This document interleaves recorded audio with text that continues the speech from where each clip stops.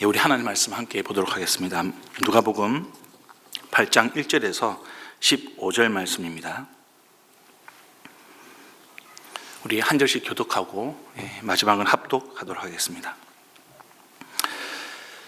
그 뒤에 예수께서 고을과 마을을 두루 다니시면서 하나님의 나라를 선포하며 그 기쁜 소식을 전하셨다. 12제자가 예수와 동행하였다. 그리고 악령과 질병에서 고침을 받은 몇몇 여자들도 동행하였는데 7 귀신이 떨어져 나간 막달라라고 하는 마리아와 헤롯의 청지기인 구사의 아내 요한나와 수산나와 그 밖에 여러 다른 여자들이었다. 그들은 자기들의 재산으로 예수의 일행을 섬겼다. 무리가 많이 모여들고 각 고을에서 사람들이 예수께로 나오니 예수께서 비유를 들어 말씀하셨다. 씨 뿌리는 사람이 씨를 뿌리러 나갔다. 그가 씨를 뿌리는데 들어는 길가에 떨어지니 발에 밟히기도 하고 하늘의 새들이 쪼아먹기도 하였다.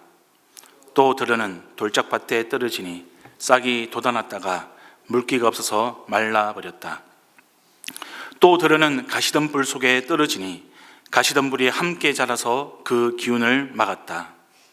그런데 들어는 좋은 땅에 떨어져서 자라나 백비 열매를 맺었다. 이 말씀을 하시고 예수께서는 들을 귀가 있는 사람은 들으라 하고 외치셨다. 예수의 제자들이 이 비유가 무슨 뜻인지를 그에게 물었다. 예수께서 대답하셨다. 너희에게는 하나님 나라의 비밀을 아는 것을 허락해 주셨다. 그러나 다른 사람들에게는 비유로 말하였으니 그것은 그들이 보아도 보지 못하고 들어도 깨닫지 못하게 하려는 것이다. 그 비유의 뜻은 이러하다. 씨는 하나님의 말씀이다. 길가에 떨어진 것들은 말씀을 듣기는 하였으나 그 뒤에 악마가 와서 그들의 마음에서 말씀을 빼앗아 가므로 믿지 못하고 구원을 받지 못하게 되는 사람들이다. 돌짝밭에 떨어진 것들은 들을 때에는 그 말씀을 기쁘게 받아들이지만 뿌리가 없으므로 잠시 동안 믿다가 시르는 때가 오면 떨어져 나가는 사람들이다. 가시덤불에 떨어진 것들은 말씀을 들었으나 살아가는 동안에 근심과 재물과 인생의 향락에 사로잡혀서 열매를 맺는 데에 이르지 못하는 사람들이다. 함께 했습니다. 그리고 좋은 땅에 떨어진 것들은 바르고 착한 마음으로 말씀을 듣고서 그것을 굳게 간직하여 견디는 가운데 열매를 맺는 사람들이다. 아멘. 여러분, 오늘 말씀은 7장에 이어서 그 뒤에라고 이제 시작을 하고 있습니다. 그러니까 여기서 지칭하는 그 사건은 이제 7장에 나온다는 뜻이겠죠. 예수님께서 바리새인 시몬의 집에 있을 때에 한 여자가 이제 나옵니다. 그리고 그 여자는 눈물로 예수님의 발을 적시고 머리털로 씻고 입을 맞추고 값비싼 향유를 부었습니다. 그리고 예수님은 이 여인의 죄를 용서해 주셨습니다. 근데 용서해 주실 때 예수님은 그 여인의 믿음에 대해서 말씀을 하셨습니다. 이 사건 이후에 예수님은 오늘 본문에서 고을과 마을을 두루 다니시면서 하나님의 나라를 선포하며 기쁜 소식을 전하셨습니다. 그리고 그 길에 12제자가 예수님과 동행하였다라고 기록을 하고 있습니다. 악령과 질병에서 고침을 받은 몇 명의 여자들도 예수님과 동행하였다라고 기록을 하고 있습니다. 그리고 이 여자들은 자기들의 가진 재산으로 예수님과 일행을 섬겼습니다. 여러분, 예수님의 생애의 목적이 무엇일까요? 예수님의 공생애의 궁극적인 목적이 무엇인지를 오늘 누가는 우리에게 이야기해 주고 있습니다. 하나님의 나라를 선포하며 기쁜 소식을 전하는 것이었습니다. 여러분, 예수님은 이것을 위해서 직접 고을과 마을을 두루 다니셨습니다. 사람을 찾아갔습니다. 만나셨습니다. 그리고 복음을 전하셨습니다. 악령과 질병에 고통당하는 이들을 고쳐주셨습니다. 그렇다면 여러분, 예수님의 이 모습은 누구의 모습이어야 하는지 누가는 우리에게 도전해 주고 있는 겁니다. 여러분, 오늘날에도 하나님의 나라의 복음은 세상의 모든 나라의 각 도시와 마을에 널리 전파되어야 한다는 것을 지금 누가는 예수님을 통해서 우리에게 다시금 강조하고 있는 겁니다. 오늘날에도 하나님 뜻 가운데 그의 통치하심이 온 세상에 이루어져야 한다는 것을 지금 예수님은 몸소 보여주고 계시는 겁니다. 마가복음은 이렇게 기록을 하고 있습니다. 또 이르시되 너희는 온 천하에 다니며 온 만민에게 복음을 전파하라고 기록을 하고 있습니다. 마태복음은 그러므로 너희는 가서 모든 민족으로 제자 삼아 아버지와 아들과 성령의 이름으로 세례를 베풀라고 이야기하고 있습니다. 사도행전도 마찬가지죠. 오직 성령이 너희에게 임하시면 너희가 권능을 받고 예루살렘과 유대와 사마리아와 땅끝까지 이르러 내 증인이 되리라. 로마서는 이렇게 또 기록을 하고 있습니다. 그런즉 그들이 믿지 아니하는 일을 어찌 부르리요? 듣지도 못한 일을 어찌 믿으리요? 전파하는 자가 없이 어찌 들으리요? 보내심을 받지 아니하였으면 어찌 전파하리요? 기록된 바 아름답도다 좋은 소식을 전하는 자들의 발이여 함과 같으니라. 또 성도 여러분, 요즘에 이 북한이 외화를 벌어들이기 위해서 외국인 관광객들을 적극적으로 유치를 하고 있습니다. 최근에 독일의 유명 인플루언서인 이 페르트 맹게스라는 사람이 북한을 여행한 이야기가 화제가 되고 있습니다. 이 사람은 이제 전 세계 모든 나라를 여행한다는 목표를 세우고 세계 각지를 돌고 있는 유명한 여행가입니다. 북한의 여행사가 이렇게 영향력 있는 여행가를 대상으로 이 SNS, 이 왓츠앱을 통해 가지고 그룹을 만들어서 우리에게 관광을 오라 홍보를 했습니다. 이 페르트 맹게스가 이것을 확인했을 때 이 사람은 포르투갈 리스본에 있었습니다. 거기서 여행을 하고 있었습니다. 근데 그 홍보 메시지를 보는 순간 북한에 가야겠다. 그는 그 북한에 가기 위해서 바로 리스본을 떠났습니다. 그리고 두바이, 베이징을 거쳐서 중국 화느라는 도시를 향했습니다. 그가 북한을 여행한 이 이야기는 미국의 한 언론사의 인터뷰를 통해서 알려졌습니다. 그리고 10개가 넘는 우리나라의 방송사와 언론사들이 그 인터뷰를 기사화를 했습니다. 여러분, 세상에서는 이처럼 복음과 아무런 상관이 없어도 여행하기 어려운 지역에 가는 그 것만으로도 대단한 일로 생각을 하고 관심을 가집니다. 멋지고 아름다운 일로 묘사를 하고 기사화를 합니다. 세상은 미인대회에 나가서 진, 선, 미, 선발이 되면 아름다운 사람이라고 인정을 하고 그렇게 정의를 내립니다. 운동대회에 출전해서요, 불굴의 체력으로 금, 은, 동메달을 따면 멋진 사람이라고, 대단한 사람이라고 이야기를 합니다. 그런데 여러분, 우리 하나님의 관점은 조금 다릅니다. 하나님의 말씀은 어떤 인생을 아름다운 인생, 어떤 인생을 멋진 인생이라고 하고 있습니까? 네, 좋은 소식을 전하는 자들. 그 좋은 소식을 전하는 사람들이 하나님에게는 멋진 사람이고 아름다운 사람이라고 이야기하는 겁니다. 예수님처럼 두루다니며 복음을 전하는 사람들, 12제자가 예수님과 동행했는데요, 그 예수님과 동행하는 제자와 같은 사람들,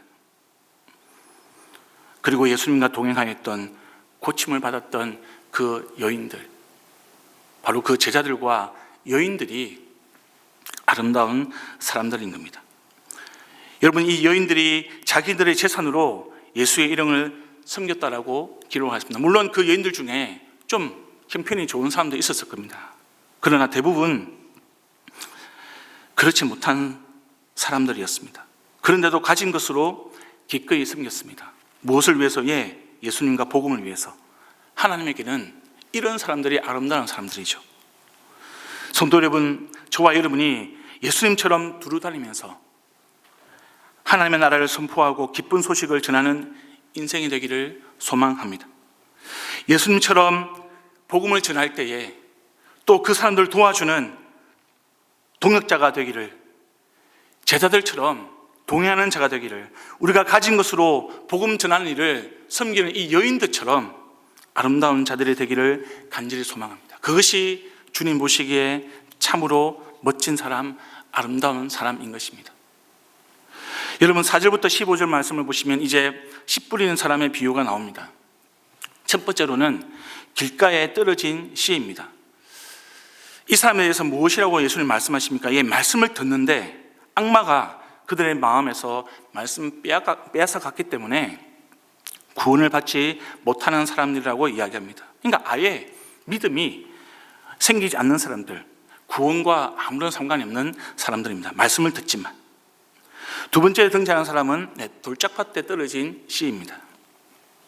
일시적인 믿음을 가진 것처럼 보이지만 결국 떨어져 나가는 사람들, 믿음과 아무런 상관이 없이 살아가는 사람들입니다. 말씀을 들을 때는 내 마음에 감동이 있는 것 같아서 기쁨으로 받습니다. 근데 시련이 찾아옵니다. 시험이 찾아옵니다. 그때가 되면 내 마음의 감동이 믿음인 줄 알았는데 그 믿음이 찐 믿음이 아닌 것이죠. 그래서 떨어져 나가는 겁니다.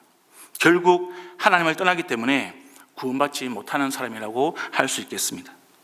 여러분 이와 관련해서 누가복음 8장 13절을 우리 개역개정에서는 시련을 당할 때에 배반하는 자라고 표현을 했습니다. 새변역은 배반이라는 단어가 없습니다. 시련의 때가 오면 떨어져 나간다라고 이야기하고 있습니다. 이것은 여러분 헬라어 때문에 이런 이제 번역의 차이가 생깁니다. 배반이라고 이야기하는 것, 떨어져 나가는 사람들이라고 이야기하는 이 헬라어는 아포스폰타이라는 동사를 사용하고 있습니다. 이 아포스폰타이라는 동사는요, 떨어져 나가다, 배반하다 이 두 단어를 복합적으로 의미를 하고 있습니다. 그러니까 사람이 의도적으로 배반할 때 그때에도 이 단어를 씁니다. 그리고 단순하게 시험을 견디지 못하고 떠난다는 의미, 떨어져 나간다는 의미로도 이 단어를 쓰고 있습니다. 그러면 이 배반이라는 단어를 우리가 생각해 볼 때 여기서 예수님이 의도한 것은 믿음을 가진 사람이라고 한다면 신뢰와 충성을 다해야 된다는 그런 의미에서 배반이라고 번역을 할 수 있겠습니다.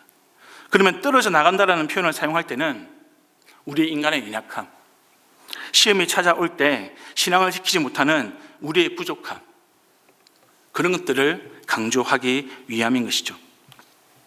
그게 의도적인 배반이든 시험 때문에 자연스럽게 우리의 믿음이 감정인 줄 알았던 우리의 마음이 그것이 결국 믿음이 아니었다는 것을 깨닫게 되는 것, 우리의 연약함, 그 어떤 쪽으로도 우리가 경계해야 하는 것은 참된 믿음에 이르지 못하는, 말씀을 듣지만 그 말씀으로부터 떨어져 나가는 그것을 우리가 경계해야 한다는 것입니다. 세 번째로 여러분, 가시덤불에 떨어진 씨입니다. 이 가시덤불에 떨어진 씨를 무엇이라고 이야기합니까? 네, 말씀을 들었지만 근심과 재물과 인생의 향락에 사로잡혀서 열매를 맺지 못하는 사람들, 바로 그 사람들이 가시덤불에 떨어진 씨입니다. 이들은 말씀을 듣고 반응을 했지만 결실을 하지 못합니다. 믿음을 완전히 버렸다는 표현은 그런 데 없습니다. 여러분, 이들이 구원을 받았지만 열매가 없는 신앙인지 아니면 결국 구원을 잃어버리는 것인지 논란이 좀 있습니다. 많은 성경학자들은 이 열매가 어떤 단순한 구원을 의미하는 것은 아니다, 신앙의 열매이다, 즉 하나님을 향한 그 믿음과 순종에서 나오는 삶의 변화라든지 어떤 행위적인 그런 열매가 없는 것이다라고 보는 것이죠. 근데 또 다른 학자들은 성경에서 재물과 인생의 향락에 사로잡히는 것은 우상숭배라고 이야기하는데 가시덤불에 떨어진 씨를 우상숭배와 관련지어서 해석을 해야 한다. 골로새서 3장 5절을 보면 그러므로 땅에 있는 지체를 죽이라. 곧 음란과 부정과 사욕과 악한 정욕과 탐심이니 이것은 우상숭배니라. 여러분, 이 관점에서는 구원과 거리가 멀다라고 이야기할 수 있겠습니다. 마지막으로 여러분, 좋은 땅에 떨어진 씨입니다. 예수님이 바르고 착한 마음으로 말씀을 듣고 굳게 간직하여 견디는 가운데 열매를 맺는 사람이라고 이야기합니다. 여러분, 이 네 가지 유형의 사람들에 대해서 우리는 예수님께서 무엇을 말씀하시는가, 우리가 어떤 밭인지 점검하라는 뜻이죠. 내 말을 듣고 다른 사람이 믿음이 있는지 없는지 그것을 가지고 판단하거나 정죄하지 말고 그 말씀을 듣는 네가 바로 우리 자신이 어떤 사람인지, 내가 어떤 밭인지 돌아보라는 겁니다. 혹시 내가 길가처럼 주의 말씀을 듣지 않고 있는 것은 아닌지, 혹시 내가 돌짝밭처럼 어려움이 오면 믿음을 포기하거나 배반하는 것은 아닌지, 가시덤불처럼 세상의 걱정과 유혹 때문에 나의 신앙이 약해지고 있는 것은 아닌지, 아니면 좋은 땅처럼 내가 하나님의 말씀을 듣고 순종하고 열매를 맺고 있는 삶인지, 나 자신을, 우리의 믿음을 돌아보라는 겁니다. 이 비유의 궁극적인 목적은 여러분, 저와 여러분이 좋은 땅이 되기를, 저와 여러분을 좋은 땅으로 만들고자 하시는 예수님의 마음이 담겨져 있는 겁니다. 여러분, 오늘 특별히 3.1절인데요. 우리는 3.1절 하면 그냥 거의 본능적으로 유관순 열사를 떠올리게 됩니다. 이 유관순 열사는 만세운동을 주동했던 분입니다. 어렸을 때는 천안 병천에 있는 매봉교를 다녔고요. 또 이화학당에 진학했을 때는 서울 종동에 있는 종동 제일교회에서 신앙생활을 했습니다. 그리고 이 유관순 열사의 가족 모두가 이 하나님을 신실하게 믿는 그런 집안이었습니다. 유관순 열사가 여러분 3.1 운동을 앞두고 이런 기도를 올렸다라고 알려지고 있습니다. 오 하나님, 이제 시간이 임박했습니다. 원수인 외를 물리쳐 주시고 이 땅에 자유와 독립을 주시옵소서. 내일 거사할 각 대표들에게 더욱 용기와 힘을 주시고 이 민족의 행복한 땅이 되게 하여 주소서. 주여, 이 소녀에게 용기와 힘을 주옵소서. 예수님의 이름으로 기도합니다. 아멘. 여러분, 이 기도를 올려드리고 만세운동을 했습니다. 만세운동 중에 이 유관순 열사의 어머니와 아버지가 모두 일본 헌병에게 살해를 당합니다. 그리고 이 과정에서 유관순이 잡히는데요, 누구에 의해서 잡히냐면 친일파 정춘영에 의해서 체포가 됩니다. 일제 헌병에 잡힌 게 아니고요, 우리 한국 사람이, 조선 사람이 유관순 열사를 체포를 했습니다. 이분이 1902년생이신데 잡히고 나서 1년쯤 지나서 1920년 18살에 옥중에서 사망을 합니다. 사망에 대해서 여러 가지 설이 있는데 일본 헌병들에게 맞아 죽었다라는 그 이야기가 가장 신뢰성이 있어 보입니다. 여러분, 참 안타까운 죽음이긴 하지만 18살 꽃다운 나이에 죽음이라는 그 관문을 지나갔지만 분명한 것은 여러분, 이 유관순 열사는 오늘 우리 예수님이 말씀하신 좋은 땅이었다는 겁니다. 옥토였다는 겁니다. 성도 여러분, 오늘 이제 휴일인데요, 여행을 하시거나 또 여가를 즐기는 계획을 많이 세우셨을 겁니다. 네, 여러분, 우리가 잠시 시간을 내서 독립운동에 헌신했던 우리 순국 열사들, 그 열사들 우리가 기억하고, 특별히 기독교인의 신앙의 열매가 무엇인지, 기독교인의 믿음이라는 것이 어떤 삶으로 나타나고 어떤 열매로 보여지는지를 우리가 한번 돌아보는 시간을 가지면 참 좋겠습니다. 하나님의 말씀을 꾸준히 듣고 신앙의 뿌리를 깊게 내리고요, 감정이 아니라, 시험이 찾아오면 흔들리는 그런 감정이 아니라 세상의 유혹을 이기고 하나님의 기뻐하시는 열매를 맺는 그런 신실한 신앙이 되기를 우리가 결단하는 오늘 하루가 되기를 소망합니다. 그런 삶으로 우리가 굳건하게 믿음의 삶을 살아갈 수 있기를 우리 주님의 이름으로 축원드립니다. 여러분, 이 시간 우리 함께 말씀을 기억하면서 기도드리겠습니다. 하나님, 옥토의 믿음이 되게 하여 주십시오. 열매 맺는 주의 좋은 땅이 되도록 주님, 우리의 믿음을 붙들어 주시옵소서. 오늘은 주일 예배를 위해서 기도하는 날입니다. 주님, 예배를 드리는 우리 모두가 그 예배를 통하여서 옥토밭이 되게 하여 주시고 주의 말씀에 떨어질 때에 열매 맺는 땅이 될 수 있도록 하나님 예배 가운데 큰 은혜를 베풀어 주시옵소서. 교회 일정을 위해서 기도해 주시기를 부탁드립니다. 이제 3월 말이면 목자 수련회가 있습니다. 이 목자 수련회를 통하여서 하나님 우리 은혜샘물교회가 가정교회의 본질 영혼 구원하여서 제자 삼는 그 일 가운데 집중할 수 있도록 모든 목자님들이 새 힘을 얻을 수 있도록 하나님 도와주시고 우리 모든 공동체가 은혜샘물교회 모든 성도님 한 분 한 분이 하나님의 교회로 하나님의 좋은 밭으로 변화될 수 있도록 성장할 수 있도록 도와주시옵소서. 그리고 가지고 나오신 기도 제목으로 계속 간절하게 기도를 이어가시겠습니다. 기도합니다.